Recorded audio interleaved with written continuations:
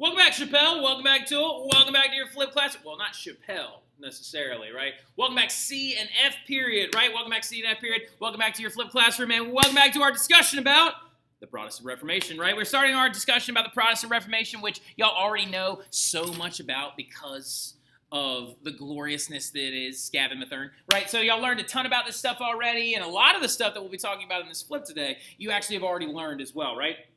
We're going over Indulgences, Leo X, the Medici Pope, Johann Tetzel, when a penny in the coffer rings, a soul from purgatory springs, all that different stuff. But I'm not going to take up too much of your time, and I know I got a little bit of time cut off my F period because of the fact that I had like duty and stuff like that. I had to go.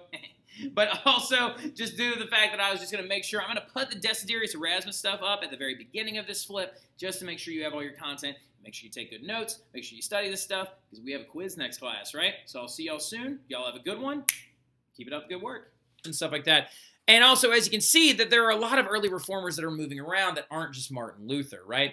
Another big prominent one is going to be this guy named Desiderius Erasmus. Desiderius Erasmus is a Flemish writer, which means he's Dutch, and he's going to be considered the father of Christian humanism, right? So he's going to take the elements of the Renaissance and he's going to mix them together with the ideas of Christianity. And he's going to begin to kind of ride on this idea of thinking that Christianity should be a guide to life, not necessarily just a checklist into heaven. One of the biggest things that Desiderius Erasmus wrote about that he didn't like was he didn't like the idea that the sacraments don't actually fit all individuals' lives and stuff like that. He felt that it was just you were going through this checklist and stuff like that rather than actually proving yourself as a good human being, and that you could just easily be a bad person as long as you're hitting your checklist, you go into heaven, that it actually is not guiding you in your everyday life, right? And he also is going to be one of the very first people to come around. He's going to translate the Bible into Greek. He's going to translate it into vernacular Greek, and this is going to make a lot of people very upset. He's going to expose Catholic Church's corruption as well. He writes a book called The Praise of Folly, where he actually makes fun of Julius II, the same pope that actually paid Michelangelo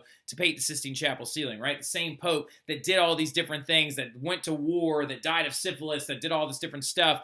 And he's going to make fun of him. And he's actually going to have a drawing in there, and it's going to say that while other people are getting into heaven, Julius is going to have to sit outside while he has a list of all the wrong things that he's done, right? So he's actively making fun of the pope that's in power at the time. An interesting thing as well is he actually met Martin Luther. Martin Luther and him knew each other in real life. And so going into it as well, though, a big thing you need to understand about Erasmus is, though, is he never stopped being Catholic, right? He never left the Catholic faith and he never started a new church.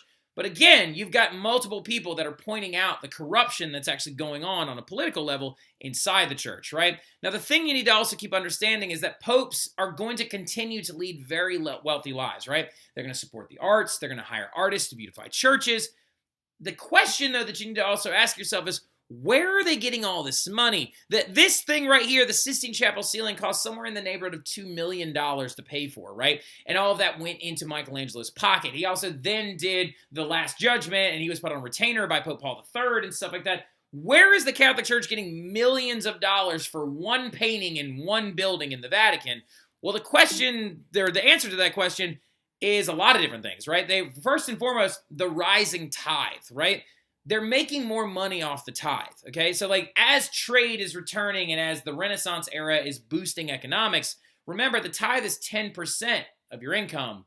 It's not a flat rate. And since it's 10% of your income, that means that as more people make, the more money the church makes. And so with that, the popes are actually raking in more money. They're also going to begin to charge fees for things like baptisms and marriages and confirmations and things like that, which is going to make them money as well. But one of the big kerfuffles that goes down is in the 1400s when they begin to sell indulgences. Now, let's talk about what an indulgence is, right? You probably learned about this in class with Mr. Mathern as well. An indulgence, what it's supposed to be, is a lessening of time that the soul would have to spend in purgatory, right? And as we know already, purgatory is the Catholic belief of this place where your soul goes to be atoned, right? Now, it's kind of like the waiting room for heaven, if you will, okay? Well, the thing about it is, the question is that you have to ask yourself is, do indulgences exist in the Bible? Well, actually, the thing about it is they do, okay? Like in the Bible, the indulgences do exist, but they're supposed to be good deeds, right? They're supposed to be good deeds, not things you hold in your hand or things written on paper. So with that, though, what the church is going to start doing is writing them on paper, and they're going to start selling them. So the church is going to go really wayward at one point when they begin to sell these indulgences or forgiveness for sins and stuff like that, and these guarantees that you'll apparently get out of heaven sooner. Well, the problem with that is that's going to be massively unfair, because it's going to basically tell rich people, live the life you want, do whatever you want, buy an indulgence, but poor people are forced to live a morally strict life because they can't afford them, right? So Martin Luther, this is going to be the thing that's going to kind of kill him in essence, and kind of really be the thing that infuriates him.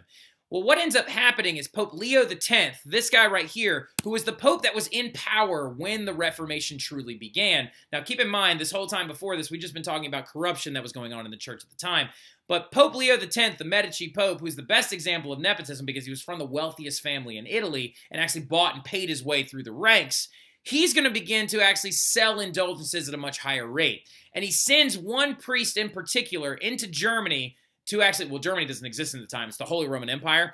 And his name was Johann Tetzel. He sends this priest named Johann Tetzel to go off and sell indulgences at a very high rate so he can use the money to start fixing up St. Peter's. He wants to use the money to actually make it even nicer, to gild some parts of it, make more art, and make it look even more beautiful. And St. Peter's is St. Peter's Basilica. These indulgences were not only going to get you out of purgatory, but could even pay off a family member that was there. And so they were even more expensive, right? And so the thing about it was there was even a pamphlet that circulated the Holy Roman Empire during the time that was printed on the printing press and was sent out all over the place. And the last line of it right here says a very famous line. And jot this down real quick. When a penny in the coffer rings, a soul from purgatory springs, right? And so the idea was even publicized by Johann Tetzel that if you give him money, then not only you will get out of purgatory sooner, but also your dead relatives will, right? This was it, and was the very last straw for a German monk by the name of Martin Luther, right? He was a young German priest who spoke out against these ideas, but no one listened to him. And one day he's going to write the 95 Theses, and he's apparently going to nail them to the door of a church, right? I have nailed in parentheses. We'll talk about that in class. But I will see y'all soon. This is y'all's Flip for Thanksgiving break. Y'all enjoy your break. Have a great time with your families. We'll talk more about this when I see y'all again, okay? Y'all have a good one.